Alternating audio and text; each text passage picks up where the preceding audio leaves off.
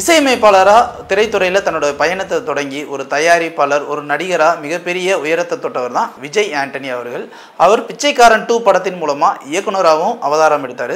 இந்நிலையில் ரோமியோ படத்தோடைய ப்ரமோஷனுக்காக அவர் போயிருந்தார். அப்போ பத்திரிகையாளர்கள் சில கேள்வி கேட்கும்போது, உங்கள் படத்தில் ஆணும் பெண்ணும் மது குடிக்கிற மாதிரி இருக்கே, அதில் பெண்கள் மது குடிக்கலாமா அப்படின்னு சொல்லி அவர் கேட்டதுக்கு, ஆண்கள் குடிக்கும்போது பெண்கள் குடிக்கிறதுல என்ன தப்பு இருக்குது, ஆண் பெண் சமம் தானே அப்படின்னு சொல்லி கேட்டிருக்காரு.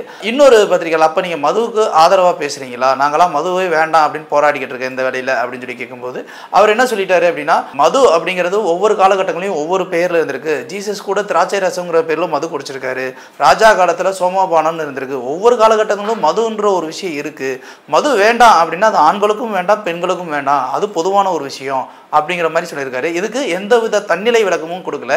இந்நிலையில் ஜீசஸ் கூட மது குடிச்சிருக்காரு அப்படிங்கிற அந்த ஒரு வார்த்தை இப்போ ஒரு பெரிய சர்ச்சையாக இருக்குது. இதனால் நிறைய கிறிஸ்துவ அமைப்புகள் இவருக்கு எதிராக போராட்டக்கூடிய தூக்க ஆரம்பிச்சிருக்காங்க அப்படின்னே சொல்லலாம். இதற்கு விஜய் ஆண்டனி என்ன விளக்கம் கொடுக்க போகிறார் அப்படிங்கிறது பொறுத்திருந்தா பார்க்கணும்.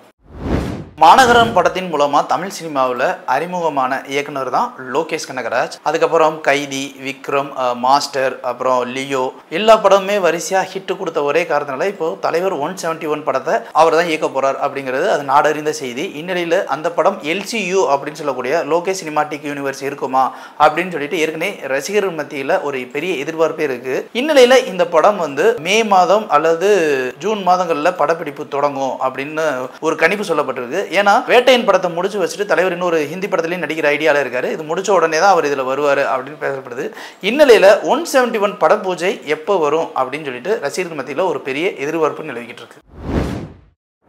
நடிகர் மம்முட்டி நடித்து இயக்குனர் ராகுல் சதாசிவனோட இயக்கத்தில் பிப்ரவரி 15ஆம் தேதி மலையாளத்தில் வெளியான படம் தான் பிரம்மயுகம். மாந்திரீக அடிப்படையில் ஒரு ஹாரர் த்ரில்லர் படமா வித்தியாசமான கெட்டப்பில் மம்முட்டி நடிச்சிருந்தாரு. இந்த படத்துடைய வசூலா கிட்டத்தட்ட 60 கோடி வந்திருக்கு அப்படின்னு சொல்லிட்டு தயாரிப்பு நிறுவனமும் அதிகாரப்பூர்வமாக வெளியிட்டிருக்காங்க.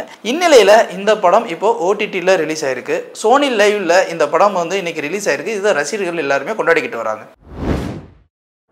யோகி பாபு, வேதிகா, சாந்தினி, இன்னும் பல நட்சத்திரங்களாக நடித்து வெளியாக போகிற படம் தான் கஜானா. இந்த படத்துடைய டீசர் இன்னைக்கு ரிலீஸ் ஆயிடுச்சு. அது மட்டும் இல்லாமல் இந்த படக்குழுவினர் ஒரு முக்கியமான அறிவிப்பு சொல்லியிருக்காங்க. அதாவது டைனோசர் அப்படிங்கிறது ஃபர்ஸ்ட் உலகத்தில் எவ்வளோ பெரிய தாக்கத்தை உண்டு பண்ணுச்சோ அது மாதிரியும் இந்தியாவிலையும் அதுலேயும் குறிப்பாக தமிழ்நாட்டில் யாழி அப்படிங்கிற ஒரு விலங்கு இனம் இருந்திருக்கு. அந்த யாழி அப்படிங்கிற அந்த விலங்கினத்தை வச்சு இதற்கு முன்னாடியே ஒரு படம் ட்ரை பண்ணாங்க. பட் அது பெருசாக எதுவுமே ரீச் ஆகலை. அந்த படமும் ட்ராப் ஆயிடுச்சு. இந்நிலையில் ஒரு மிகப்பெரிய VFX டீம் யாழி அப்படிங்கிற அந்த ஒரு உயிரினத்தை, அந்த ஒரு விலங்கை டிசைன் பண்ணியிருக்காங்க.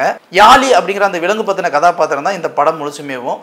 இந்தியாவில் இதுதான் முதல் முறையா யாழி விலங்கை வச்சு வெளிவர போற முதல் படம் அப்படின்னு சொல்லிட்டு படக்குழுவினர் பெருமையா சொல்லியிருக்காங்க.